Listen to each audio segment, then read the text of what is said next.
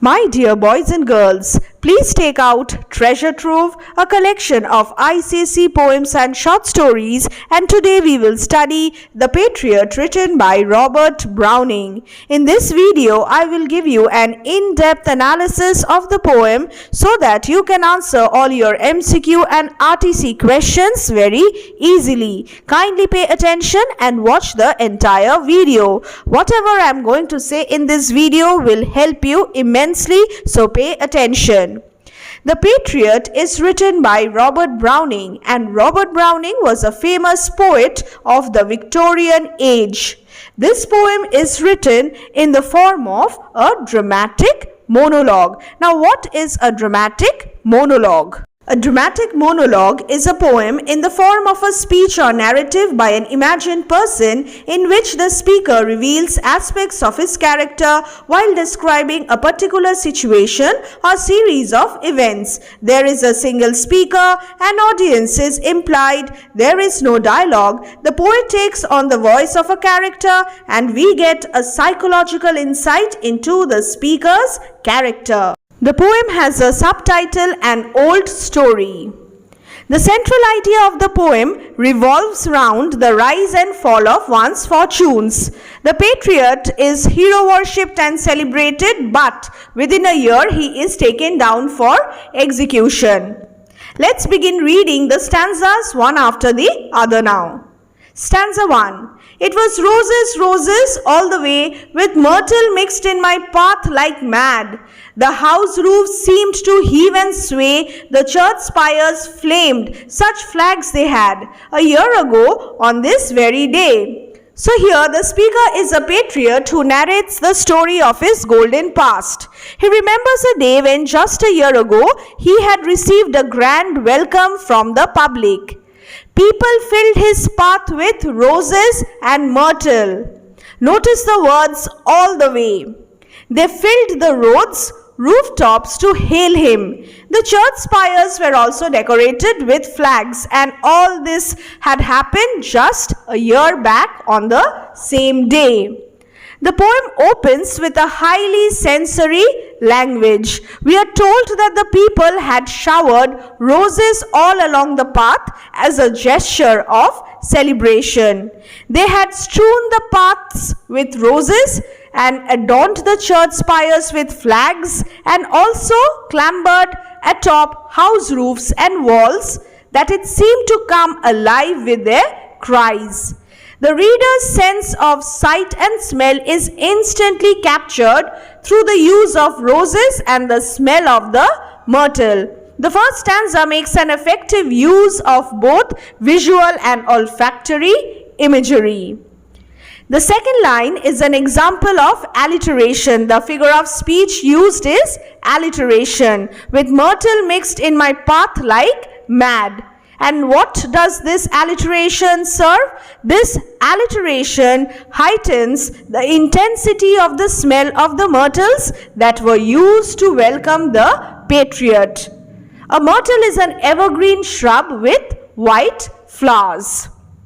So, you must remember one thing, that the use of the word mad is very significant because it signifies mad frenzy, and it also highlights the fact that the celebration was bordering on both adoration and delirium, delirium, that is madness. And there is an element of excess in this stanza. Everything seems to be exaggerated.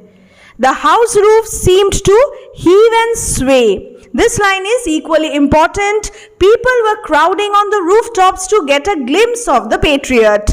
This abundance of people created an image of overcrowding and the house roofs sinking under the heavy weight of the crowd. The church spires flamed. The flags that had been put up were so fiery in the color that they made it look like the church spires were on fire.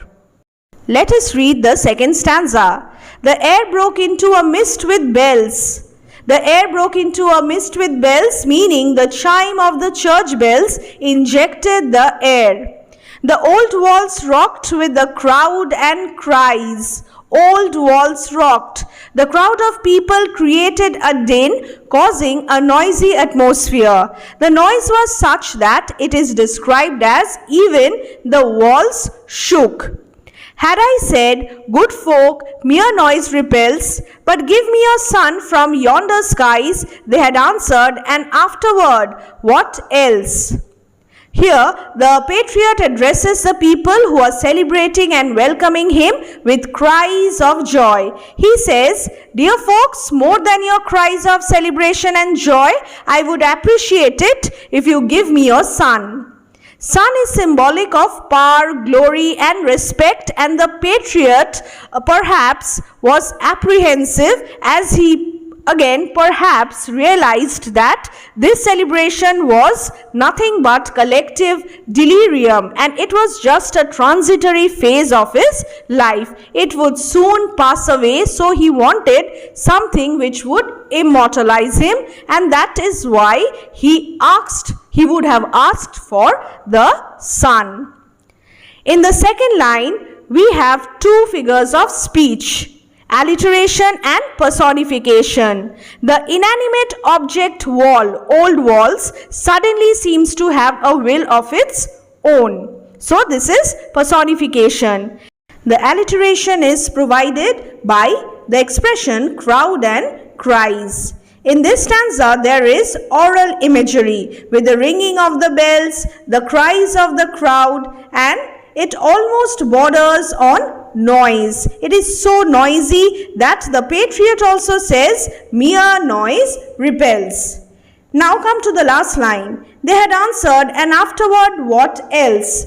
The way the crowd reacted to the demand of the Patriot for the son suggests their uncritical inclination towards hero worship. It is reflective of their frivolous nature. How thoughtless they are. And remember one thing, that if a crowd is thoughtless, then it can do a lot of dangerous things as well. And as we see in the case of the Patriot, 1 year after, that same crowd will take him along that same path towards the gallows. Stanza 3. Alack, it was I who leaped at the sun to give it to my loving friends to keep, to give it to my beloved friends. Not man could do have I left undone, not meaning no. And you see my harvest, what I reap this very day, now a year is run, a year has passed. The third stanza brings to light the fact that it was a Patriot who leaped at the sun to give it to his loving friends. Alack means alas.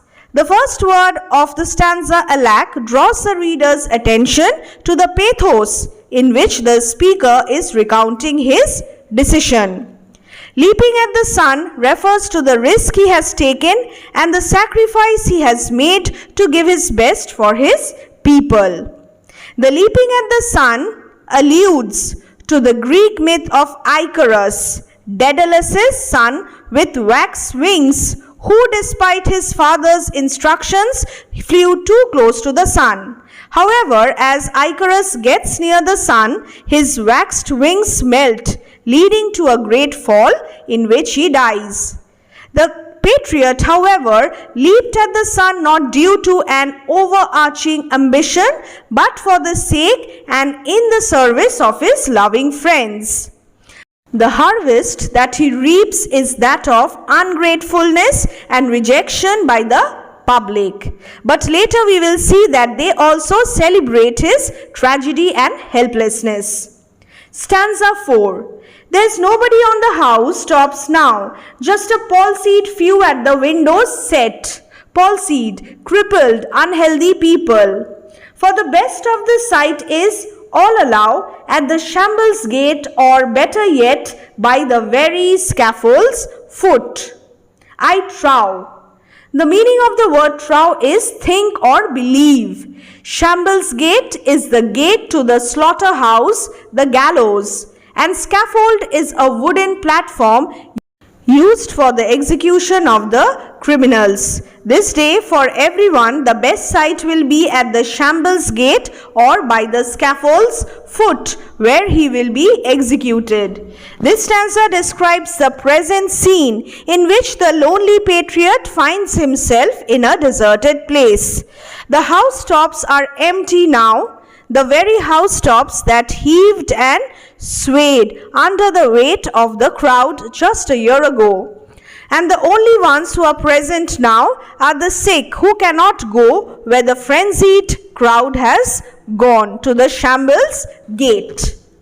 Stanza 5. I go in the rain and more than needs, a rope cuts both my wrists behind, and I think by the feel my forehead bleeds, for they fling whoever has a mind, stones at me for my years' misdeeds.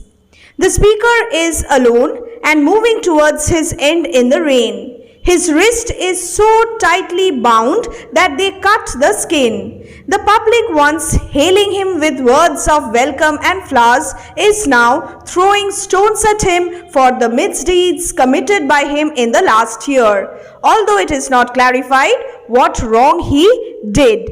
By the feel, he could just feel the blood trickling down his forehead because his hands were tied. Moreover, the public was throwing stones at him. Such torture, such embarrassment, and such a walk of shame. We do not know exactly what kind of misdeeds the patriot committed, whether it was treachery, betrayal, or any other unpatriotic act. The main gist, however, is the description of the poet's walk of shame. The sixth and concluding stanza of the poem begins with the patriot declaring how he is leaving the same way that he entered. Thus I entered and thus I go. In triumphs, people have dropped down dead. Now, dropped down dead is an example of alliteration. Paid by the world, what dost thou owe me? God might question. Now instead, it is God shall repay. I am safer so. He is walking towards his death through the same streets on which he had entered the town and was welcomed as a hero. Even the most important, the most loved people have lost their glory. The most triumphant have also fallen. The patriot's religious beliefs have been reflected, and his belief in afterlife has been highlighted when he mentions how he will be received by God. If God might ask him, now that he has been paid for his deeds by the world, what more does he owe to God? The poet's reply to this has shades of faith and optimism. He replies saying that his real repayment will be done by God. Here we come to the end of our stanza-wise analysis. Narrated in a first-person account, the Patriot has an ironic tone. The themes highlighted are futility of public glory and life in general, fickleness of public opinion and hero worship, and there are unmistakable political overtones showing the rise and fall of leaders in contemporary politics. The poet uses contrasting images. The imagery. The public has welcomed the patriot with roses and myrtle, and just a year after, the same public throws stones at him.